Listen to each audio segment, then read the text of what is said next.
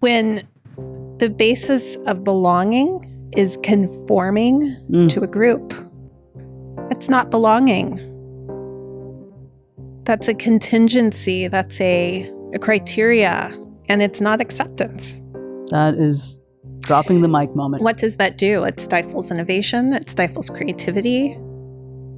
It keeps people at the margins. It leads to stagnation. I mean, my gosh, each of us is unique. Why in the world would we demand conformity as a basis of inclusion? I disconnect from self.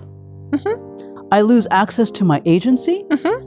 I am actually sacrificing my authenticity to stay attached. That's right. Period. In the context of workplaces, it begins day one, Yeah. or even before day one. So someone knowing that they can thrive is in part knowing that people cared enough about to look at them and say, we're glad you're here. I mean, this is resonance. This is being able to be witnessed. But what happens in a hyper-competitive environment when you are saying, okay, I've hired 10 of you and one of you can make it to the top? What do you think is going to happen? People are going to bind together. There's going to be division. There's going to be fractions. You know, you can motivate teams through fear, and you can motivate teams through curiosity.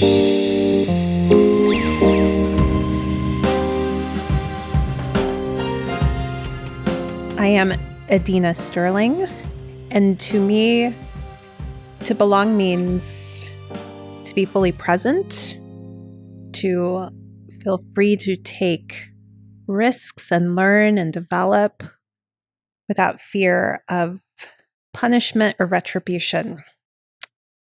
So to be fully present. Adina Sterling. Rajkumari. Welcome to the studio. It's great to be here. You are an associate professor of management at Columbia, and you are an organizational theorist, I love this, and economic sociologist that investigates the causes and consequences of human relationships in organizations and markets. This just brings joy to my heart to read this because I have a feeling we're going to get into human relationships and really talk about how they connect to organizations. So I'm excited. Yes, let's dig in. You talk about social networks. Yes. Just fascinating to me.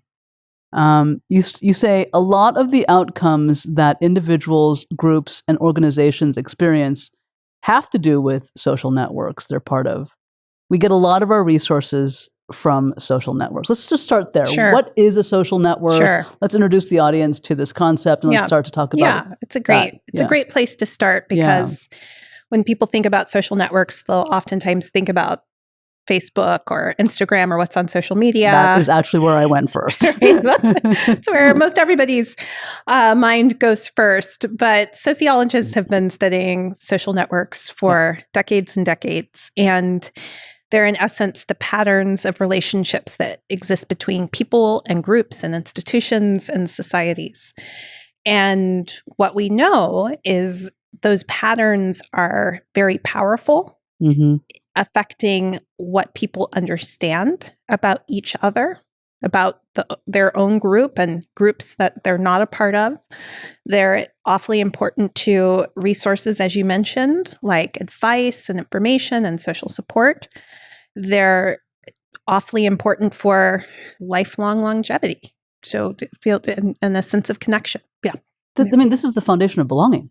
I would like to say the foundation of belonging. I would say that, you know, my social psychologist friends would say, you know, there's also a kind of psychological component. So it can also be how people feel. But I think what sets up how people feel in terms of, do I belong here or not, is embedded in social relationships. Right. But the research shows that when I am connected to others, when I have a support group, when I'm in community, I thrive, I flourish. Martin Seligman talks a lot about flourishing and even learned optimism. The physiological responses that I have as a human show up in really amazing neurochemical ways. They do. They do. And they do from infancy. Absolutely from infancy. We are hardwired for relationships. And they affect... Now you're speaking my language. now you're speaking my language. And they affect so much of who we are, both within workplaces and outside of them. And in my work, and what sociologists often do, and that's my area, we think about the external impacts of social relationships. Yeah. So where do you live? What does that mean for your amount of psychological safety in your day-to-day life? What does it mean for the opportunities for your children? What does it mean for the kinds of jobs that you're going to get, etc.? This is amazing. How did you come to be fascinated by this and dive so deeply? Because what you do so brilliantly is that you connect it back to organizations, and we're going to dive into organizations. Sure. That's why you're here. Rajkumari, honestly, I feel like for most academics, we can say, how do we become interested in something? And it's a post hoc rationalization of a set of experiences we've had. I will say in my own career prior to coming to academia, relationships really mattered where I worked. I was an engineer at Procter & Gamble. Oh my goodness, I did not know that. I had studied chemical engineering as an undergraduate. Wow. And my very first entree into the corporate world was when I was 18. I was an intern. And someone at P&G, who was an alum at the place that I was going to go to school, kindly opened up her home for 6 weeks so I could stay there. Here I was, this teenager. I had never been away that long. And we developed a friendship. And that friendship set up a set of relationships. It was a springboard for a lot of relationships that I had at P&G. And I just thought, oh my gosh, everybody there was smart. I mean, I was not from MIT or Stanford. I'm happy I graduated from Ohio State. P&G would recruit people from the top universities around the world. But I had a lot of success at P&G, I think in part because I learned relationships mattered. It mattered if people trusted you. It mattered if once they left the room, they believed that you would do what was right for the business, that you cared. And those sorts of understandings, I think, come from human relationships. You can't get it from an algorithm. You can't get it from machine. So that was some of it. I am so excited about this conversation. You say here referrals. When you talk about network-based inequality in organizations, you talk about referrals, and you say it's the way that many people land their jobs, yet... and here we go again. Women and marginalized racial groups, or I would say racial groups in the global majority, are less likely to be referred to in organizations because they don't have as many relationships with men and people who identify as within the white-bodied community. Yes. We are now hundreds of studies in that have replicated this understanding of how important social networks are to creating access to opportunity, and yet how fragmented and segmented our networks remain. And some of that is due to what social psychologists would say is a natural tendency for people to be drawn to people like themselves, either kind of visually or in a more substantive way. But we also have incredibly fragmented networks because of our own histories, because of historical policies, because of all of the generational trauma, segregation, redlining. I mean, our networks look the way they do, and they lack They lack diversity on lots of levels because of the particular point at which we sit in this arc of history. And so, yes, if I'm a poor Black kid from inner city Missouri, Kansas City, Missouri, and my dad was that kid at one point, he knew almost no one who was white, who was middle class, who had graduated with an engineering degree. And he had to go do all of those things without a lot of people in his network to open doors.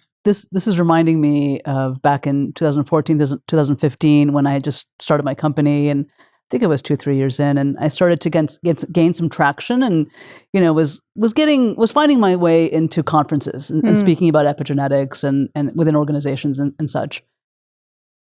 And what was so interesting to me was I would go to the people who were the committee people who were putting the conference together, and I would say, "Where are the people of color? Where are they?" And I would consistently hear, "Well, do you know anyone?" Right. Because I don't know anyone. Correct. That's right. And the rage that would come forward in that is, do you not have access to LinkedIn? Sure. Right? Sure. And it was so confounding to me. And I understand that rage. I have at various times had a similar reaction, but truth be told, there is a lot of homophily in networks. And we can say, and in fact, I teach my students that, we ought not say that our networks are just a given. We need to be conscious of how we are building them. We need to be conscious of who we are reaching out to, giving advice to, who we're getting advice from. There are we could talk for hours about how to do that. And so it's not that they're a given. But I mean, on the other side, truth be told, for the first, at least 14 years of our lives, we don't have a lot of agency when it comes to our networks. Our networks are our family and our kinship and our schools. And as human beings, there's a part of us that we tend towards social closure because we're not prompted to do more than that. And so you could be, in your 30s, 40s, 50s, or older and be at a conference and say, oh my gosh, attendees look a certain way, but I can't do anything about that because there's no one in my network that I can invite to the table. Yes. 100%. This for me, and I'm feeling a little bit of shame actually admitting this publicly. For me, what's coming up is this is giving a whole new lens to allyship in the absolute dire need to uplift voices of color. It's something that I focus on and ask my entire team. It's something I focus on every single day. I was just telling you a story, earlier before we started recording. And it just accentuates it in a different way for me listening to you. Right. And to uplift, and I know this is exactly what you mean, to uplift within the context of relationships. Of course. Right. In the context of closeness. Going back to my dad for a moment, who graduated from high school, went on to get his PhD in chemical engineering. He was the only African American in 1990 to graduate with a PhD in the United States in chemical engineering. What changed the trajectory of his life? Well, many things. I should mention my grandmother was an amazing woman, a single mom. But in addition, this is my father's mom. Yeah. But in addition, at a point in the 1960s where white flight was prevalent in inner city Kansas City, there was a chemistry teacher, a white German man who decided not to leave my dad's high school and would tutor him in chemistry. He thought my dad had a knack for it. He did. He had whatever test you used to take to get admitted into college, the subject test. He had something like a perfect score in chemistry. So he had a knack for it. But he also had a teacher that decided not to leave. And so in the context of that relationship, he flourished. And I asked my dad this was a recent conversation I had with him. I said, why do you think that was? Yeah. And what he told me, Rajkumari, is that he is German, had lived through the Holocaust. He was an Anglo-Saxon, but that had such an impact on him. He said, I'm not leaving marginalized communities again. Never again. Changed the entire trajectory of my family. I love that you say this. And before I say what you say, I'm going to say what I say, Okay. which is I say the opposite of belonging is not whatever people think it is. It's exclusion. Mm-hmm. And you say the opposite of inclusion is not exclusion. It's conformity. Mm-hmm. It's fascinating that we both reached, I think, very similar conclusions and ways of thinking about this. Yeah. That's right. So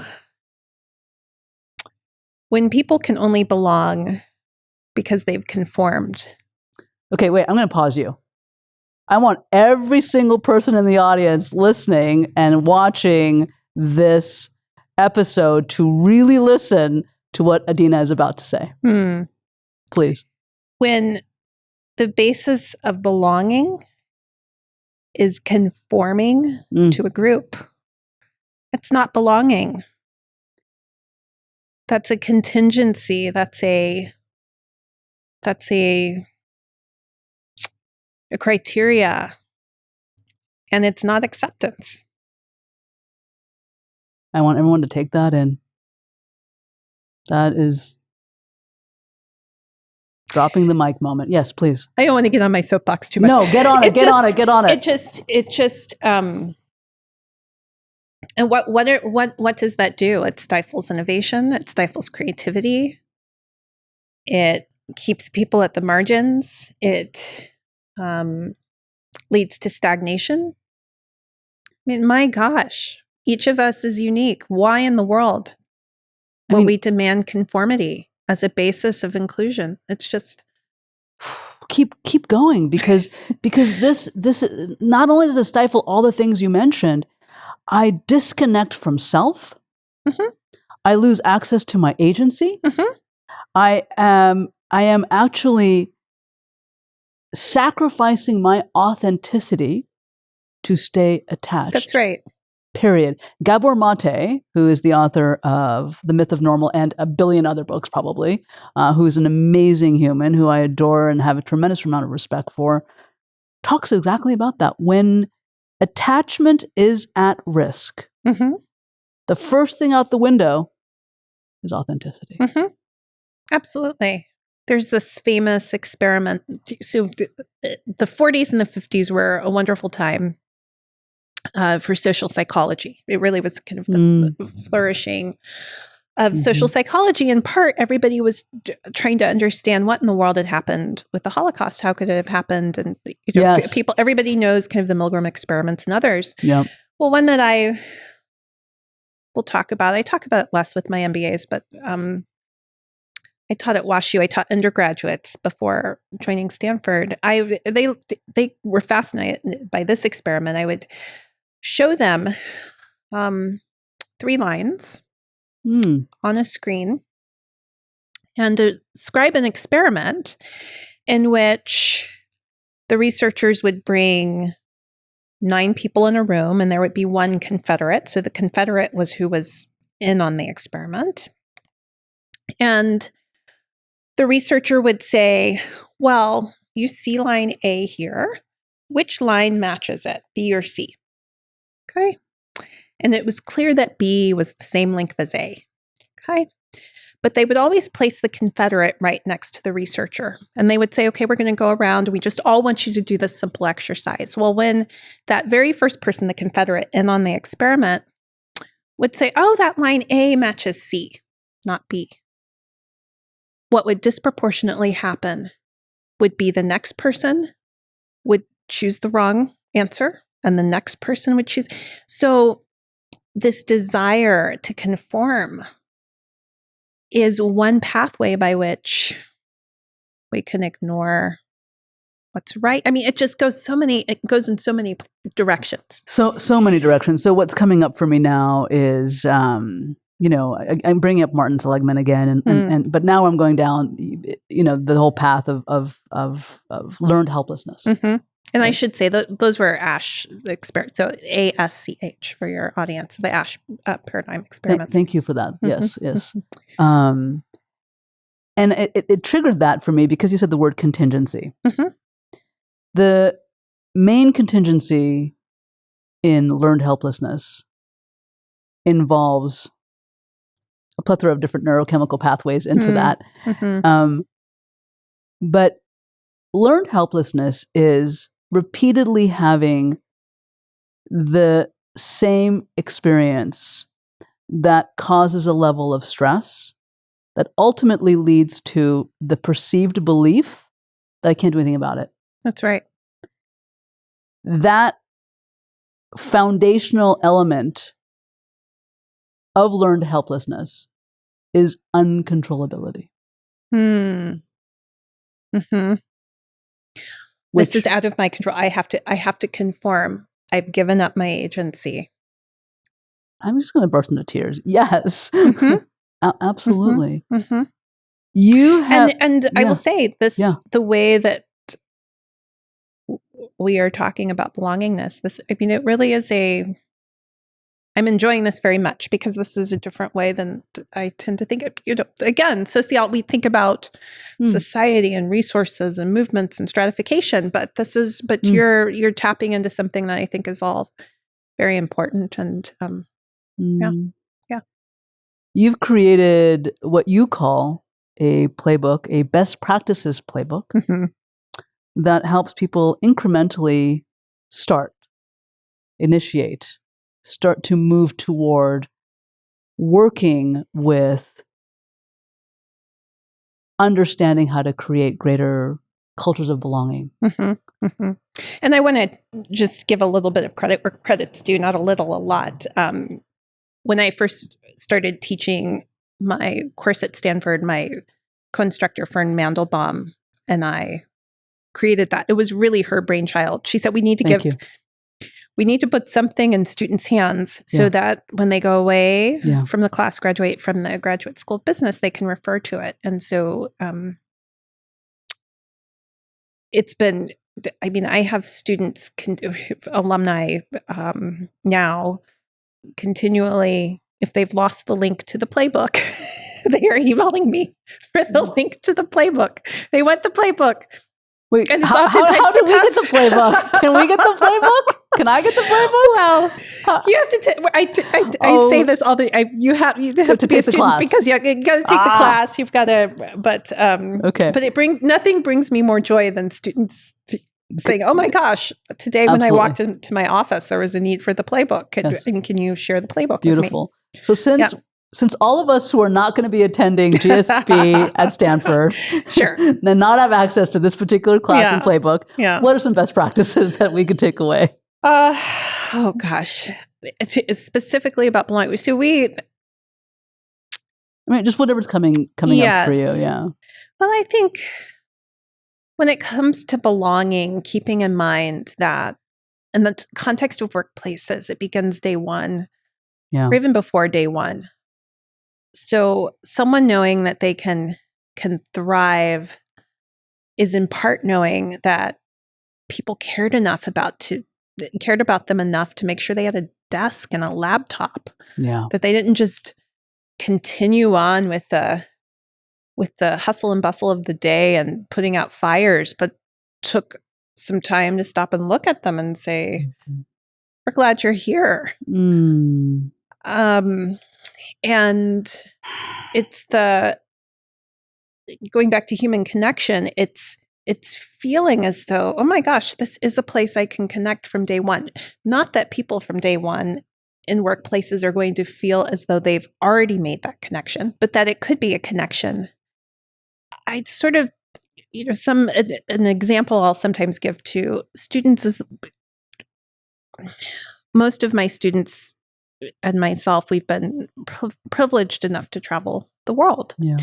And we've gone to new places. And within about an hour, a lot of us can figure out how comfortable we feel, right? And do we feel as though we belong? And so from that first day, you want people to have that first reaction. And it really is about people feeling seen and celebrated.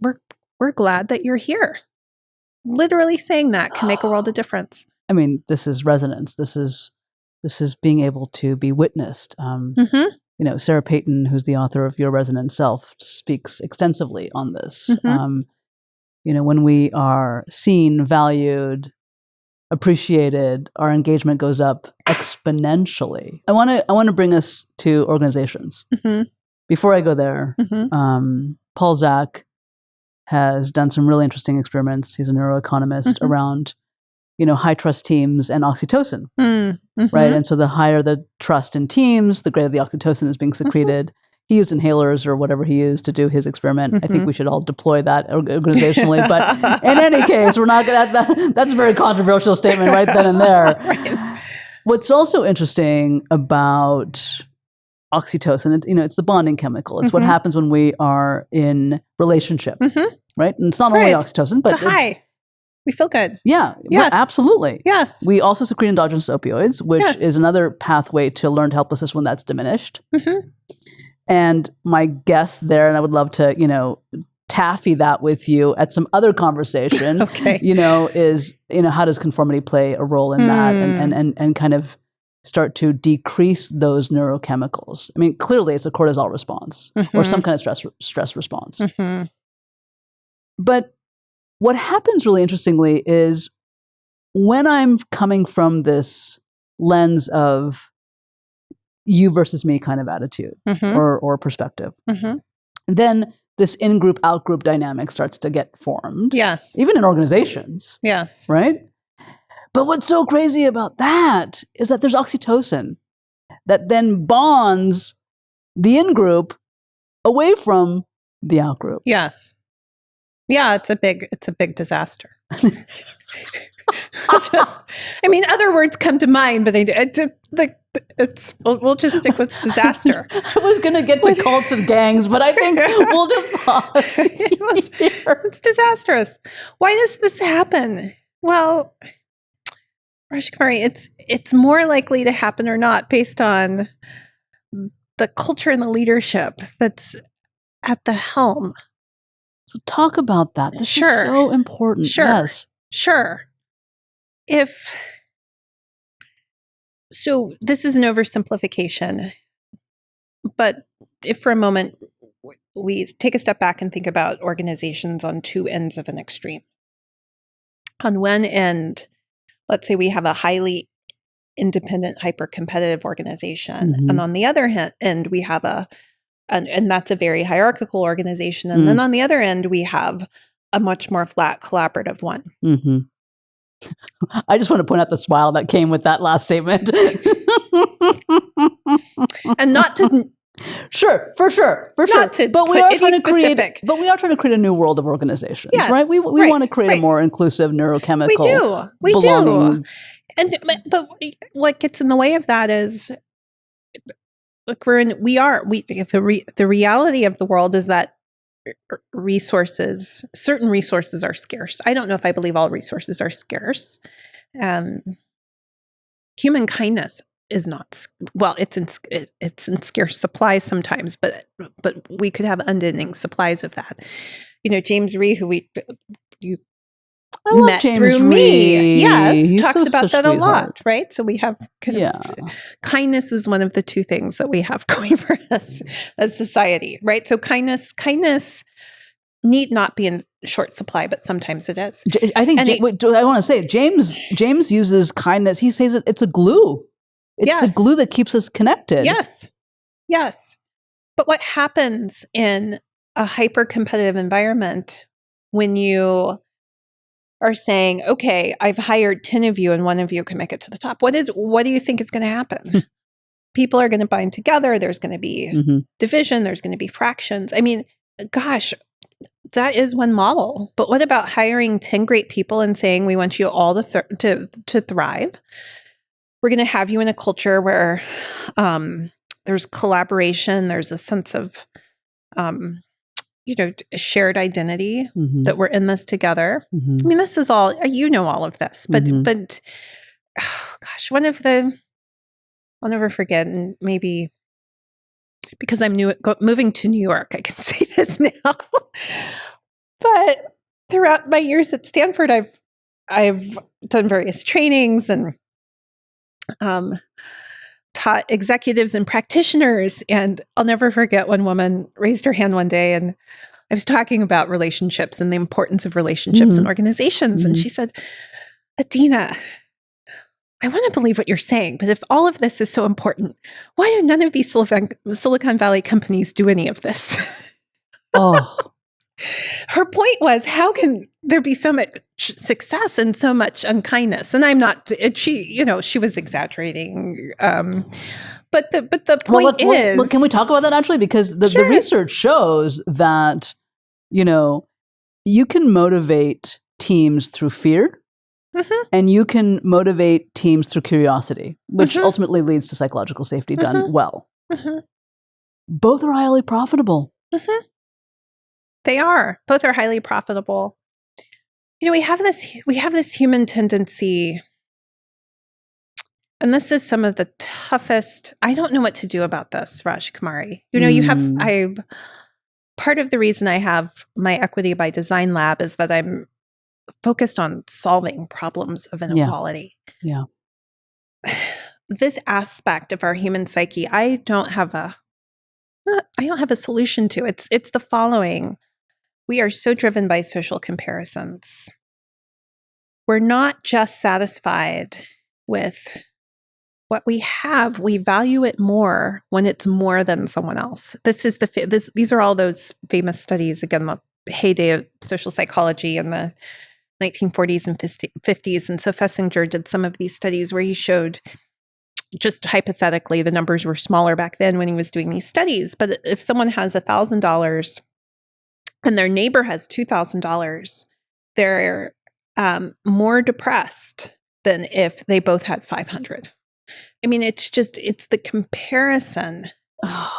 And so you throw people into organizations and you don't have kindness, which is the glue. You don't have the right norms. You don't have leadership that's persistently seeking out how to create cultures and constantly renew cultures of collaboration and belonging. Left on their own, human beings we're going to oftentimes devolve to our worst selves. We're going to social compare. We're going to divide. We're going to say, okay, let me hoard these resources from these other groups. I mean, we do it over and over and over. Yes. And don't we do that because we live in systems of hierarchy? Yes.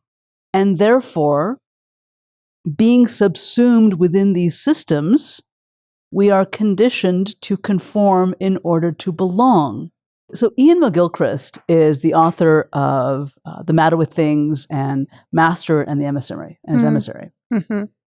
And so he does the Matter with Things is a 1,500-page tome where he read almost, I think, 7,000 peer reviews around neuroscience and just really understanding the hemispheres. And he talks at length about how the left hemisphere is the functional, instrumental aspects of who we are. Yes. And then the right hemisphere is the relational aspects of who we are. When I talk about the hemispheres in my Understanding Humans at Work course, I talk about how the left hemisphere excels at comparing, evaluating, and measuring.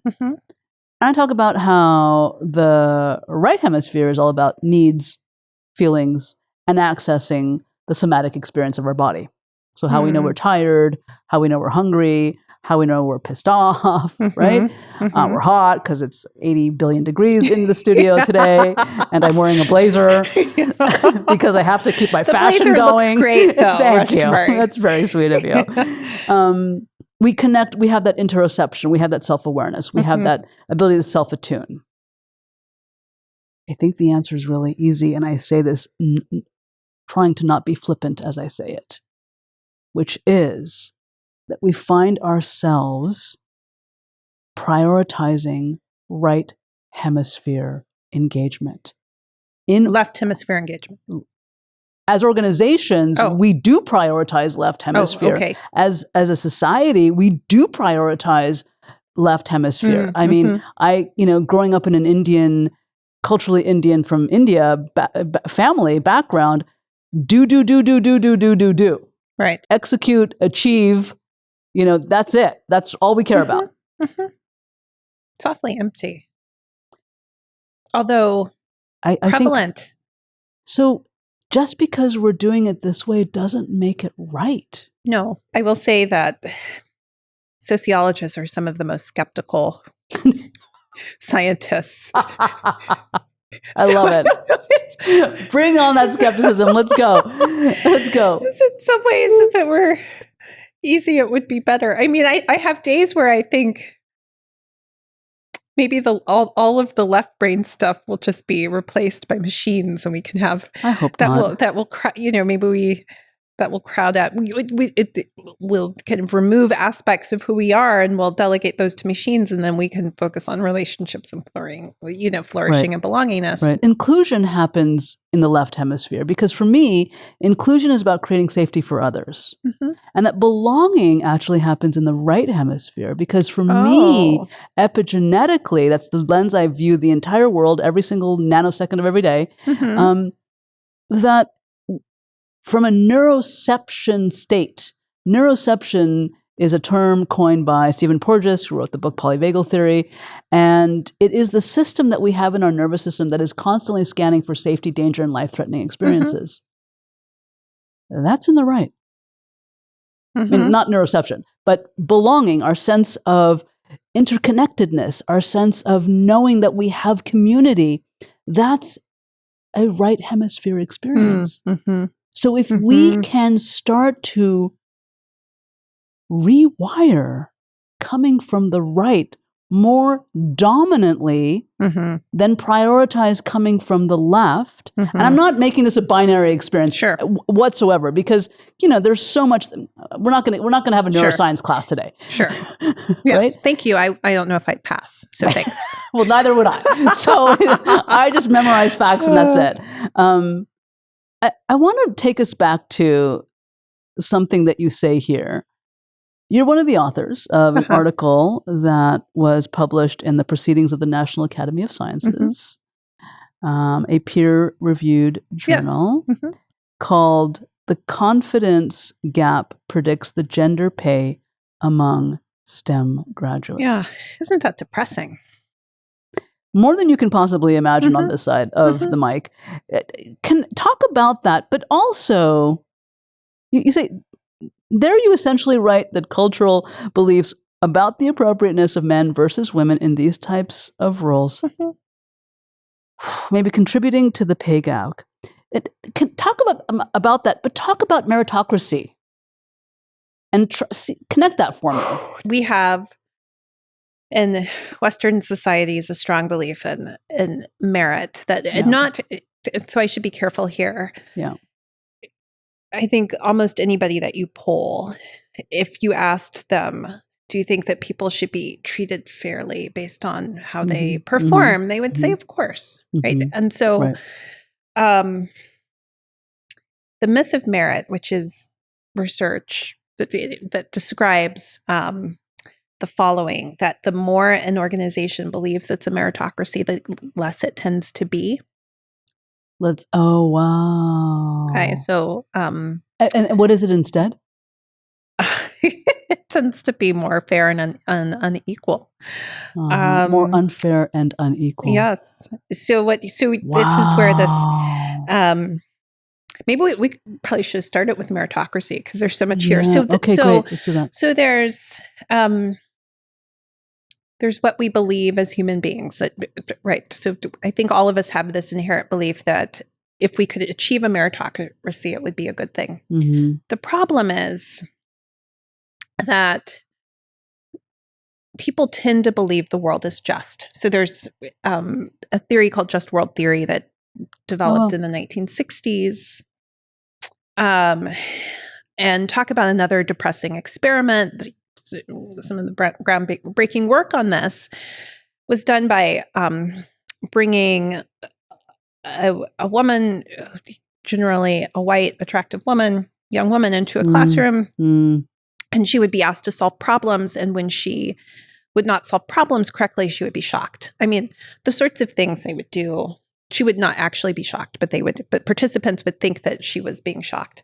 And so what the researchers thought was that there was going to be greater empathy expressed towards this woman over time. And that's not what they found. What they found instead was that over time, wait, sorry. Yes, sure. She's shocked with a voltage or like an expression? There's a physical punishment enacted on her, a physical punishment. So it could vary.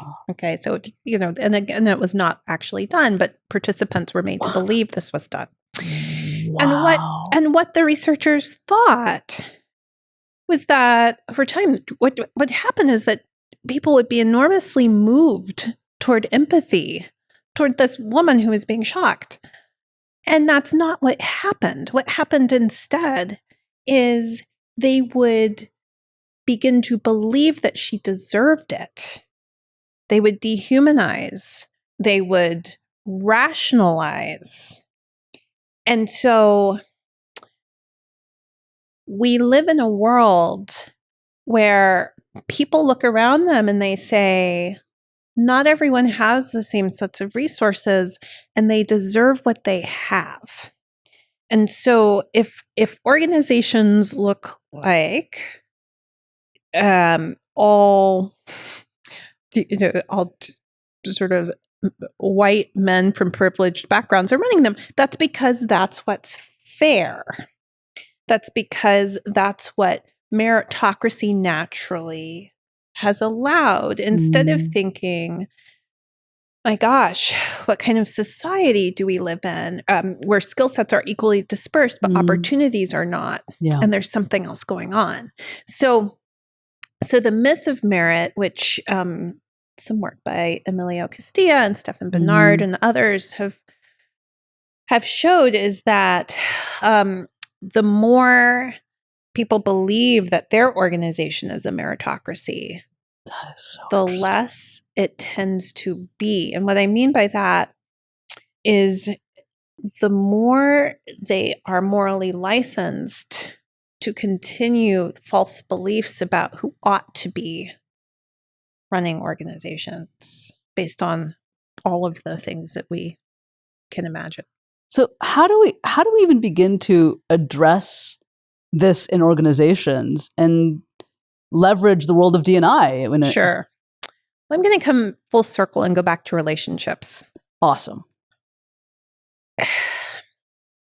Some of what helps people move past a belief in a just world theory is being proximate to groups that are not like them, and being able to sit across from people, hear their stories, and say, oh my gosh, you are amazing. And I now get how the world is how it is, meaning that, gosh, your opportunities weren't like mine. And what are we going to do about that? Which reminds me of a beautiful story that actually happened in, I think, Arizona or somewhere in the part of the country. I'm not exactly sure when, and I don't know when, what time of year, like, which decade. But there was a mayor or a senator or some representative of the government who was absolutely anti-LGBTQ and would, really kind of enforce and publicly comment on, anti-LGBTQ legislation and all the things. And then his son came out. And he gets up on camera and he starts sobbing. And did a 180. Is just so remorseful for what he, I mean, thank goodness for relationships. I think they are one of the best things we have going for us. It's only tangentially related, but what that story reminds me of is some research that was done among CEOs that looked at when CEOs gave birth to daughters or sons, what happened. Exactly. Right. So when we can be so proximate, and my brother and I, my brother is a musician and quite a social advocate, and we both know people that have adopted white families that have adopted Black children. I mean, it's the same thing over and over that we see. It changes you when you are in relationship completely, and to the degree that we've not made as much progress as, say, what you hope for and what I hope for, and in terms of the world having more kindness and a greater level of belonging, it's because we're not proximate enough. So how do to each other? How do we start to create that proximity in organizations? What do we do? I mean, this is bringing up ERGs for me, right? In a very interesting way, because it's still it's a movement, I think, in the right direction, in to offer that relationality. It also creates community and support groups and that sense of safety, right? The antithesis of loneliness, right? But it's not enough. It isn't enough. What else? What else can we do? Because I got to get my stuff done. I have deliverables. I have OKRs. I am working with people who are really transactional. They're not giving me the time of day. They're blocking me in some capacity. I'm getting frustrated. I have, I got to report to my manager. I got to get this thing done. Adina, I don't have time for relationships. I understand. At the same time, I mean, I have days I feel like that, for sure. We all do. We all do. We all do. Given what I do for a living, we all do. We all do. I think what helps is to remember that at the end of the day, just about all we have are relationships. I mean, I know it's a little bit of a cliche, but does the email really matter? I mean, it just... My dad is still fond of saying, I mean, he was meaning it in a religious sense, but he felt like he would say to me as a kid, Adina, all we have are, at the end of the day, relationships in people's souls. And he just would really, I mean, what else? Everything else is going to sort of go away. And those are the things that he would say, stand the test of time. And so, my gosh, I mean, so in an MBA world, so when I get this question from MBAs, what I'll say is that, well, relationships can supercharge those things. And it's true. Totally. It's true. But I also feel like that's overly strategic in ways that it can backfire. So then you become too careful and cognizant of the transactional aspects of relationships. And then are they really relationships if it depends on transactions? So it can backfire. That's why I say focus on being present. Try to increase the amount of your day when you're present.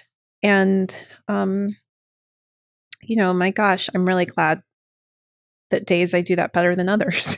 Like all of us. There's a Harvard Business Review article, I think from 2017 or 16. It's titled, Why Leadership Development Must Be Done on the Job or Needs to Be Done on the Job. And I love this article because it says, there's a direct quote out of the article, that the U.S. workforce needs a minimum of 10 people every single day to do their job. Meaning the rest of us are not. Meaning that we need to be able to build powerful relationships to get our work done. Right? Oh, I see. I thought you meant the rest of us could just stop working. Gosh. This is where you went. Then this is where you went with this. Everyone wants to read this article, right? Along with the 4-day work week and everything else. I see that we need to have relationships with at least 10 other people. Yeah, in order to be productive and engaged and get our stuff done. I'm shocked that it's that low. I can't imagine. Well, it was only at least 10. Yeah, but sure. Part of we started this conversation talking about belonging and about building community and being part of these networks and how essential and critical they are. But from just a basic neurochemical standpoint, if we are not engaged with other people, our whole neurochemistry goes out the window in such a huge way. And so what do you say to people who are terrified of relationships? What do you say to people who have experienced incredible trauma in their families, incredible, generational trauma? And I always tell founders, you cannot hire a non-traumatized person. That doesn't exist. Epigenetically, every single person on the planet has generational trauma. Depending on who you quote, what source you're citing, it's up to 490 years. Who knows how much, it really is. So we carry these traits, tragedies, and traumas in our cellular biology, according to Rachel Yehuda. And we have to be able to contend with these traits, tragedies, and traumas in organizations while we're trying to build relationships with each other. Right. Well, I mean, you don't ask easy questions, Rajkumari. This is not an easy question. While I'll take it as a compliment. So I absolutely agree. You can't hire a non-traumatized human being. We've all experienced trauma, and some to a very serious degree. Yes. I think, depending on the point at which people are in their lives, I mean, it could be too early for this, but I do think about the importance of forgiveness and the importance of thinking about people's capacities at the point at which they were the victims of these things and what happened. Yeah. Right. And sort of their own ability. We're all just imperfect human beings. Yeah. And the ability to have real conversations that say, oh my gosh, you all went to lunch and didn't invite me. Yeah. What happened? Right. The willingness to be able to do that, I think, is really starts in the step of trying to see something from another person's perspective, which is hard. Yes. I'll give you an example. Yes. It's an embarrassing one. I appreciate the vulnerability. I'm gonna Thank share. you. I mean, you're gonna hear this and be like, Adina, this is not that embarrassing. I'm told, my friends tell me every time I build something up, they're like, oh my gosh, is that all that you've got for us? Anyway, as you can clearly see, a Black woman, and in my group at Stanford, I was, until I joined Columbia, part of the macro organizational behavior group. There were no other Black women. Oh, wow. No other Black faculty. And I remember one time I had gone, a lot of days would go have lunch. And one day I was going to the cafeteria, Arbuckle, and I see all of my colleagues together. And I was like, oh my gosh, they didn't invite me. And I go and I get my food. And then I had this moment of embarrassment. Like, do I go say hello? Do I not go say hello? Because then that's going to be awkward. And so I remember that I just scurried and got my lunch, and then I decided to eat it at my office. I hadn't planned to do that, but that's what I did. And then later that day, I remembered that I had very clearly mentioned to all of them, because we were supposed to have a meeting, that I was going to be out of town that day. And so all of the knocking on the doors that would tend to happen, I mean, that didn't happen. They didn't know I was there. And so how did I get from, oh my gosh, what happened? And don't I belong here, to a realization was just this sort of puzzle, like, this doesn't make sense. If I assume good intent, and I, think the world of my colleagues.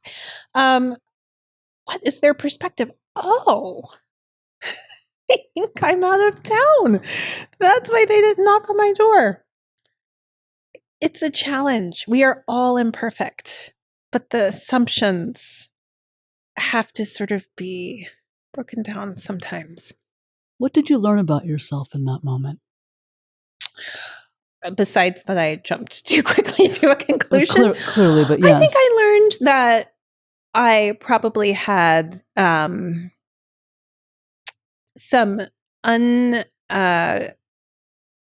sort of undiagnosed ways of thinking about my relationships with others that I thought oh my gosh, great relationships, but maybe they're weaker than I thought or something like that. And so it can be moments of, when people have whatever equivalent moment. I know this one is not pertaining to everyone, but you can then say, well, how can I strengthen relationships?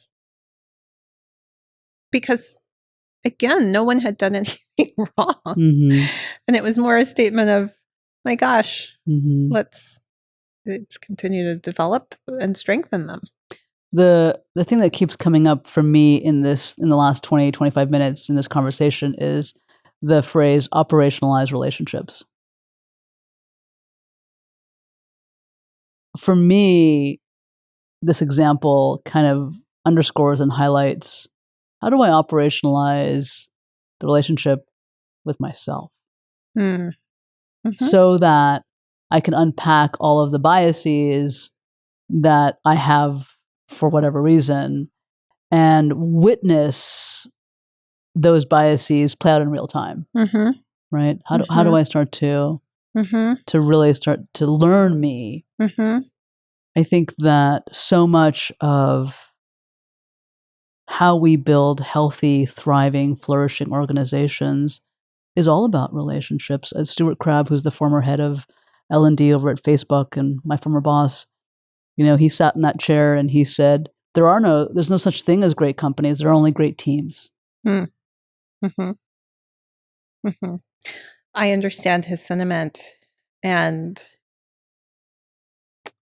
it's so true. We have to go back to belonging for a moment and this notion of bringing your whole self to work, which is not the way I tend to think about belonging, but you do have to start with a relationship with yourself, understanding who you are, what you need, your own place and space in the world, what gives you joy. And to go back to something that you mentioned, if you're constantly in this mode of transaction and let's ram as many things as we can into a day, that doesn't give time for self-reflection.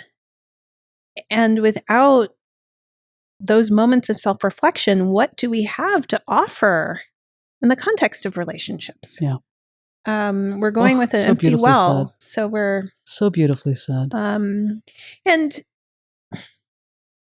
by all means, there are points in time that in all of our lives where we don't necessarily have this luxury. As we close out this conversation, what is your hope for the future? And specifically, what would you like to see within organizations in terms of how we begin to, whether it's operationalize relationships, whether it's prioritize relationships, whether it's teach how to be in relationship with one another? What is the hope for you as we move into the next 10, 20, 30 years? I mean, can I pick all of those things? Of course. Yeah. We need organizations to do all of those things. I mean,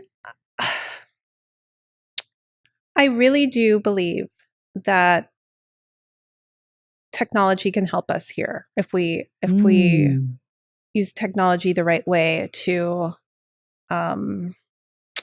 give space for the sorts of things that human beings are really good at and that machines are not, that algorithms are not. And so my hope would be that we would have neighborhoods and schools and religious institutions that allowed people to be proximate to each other so that once they got into organizations, this would be like second nature.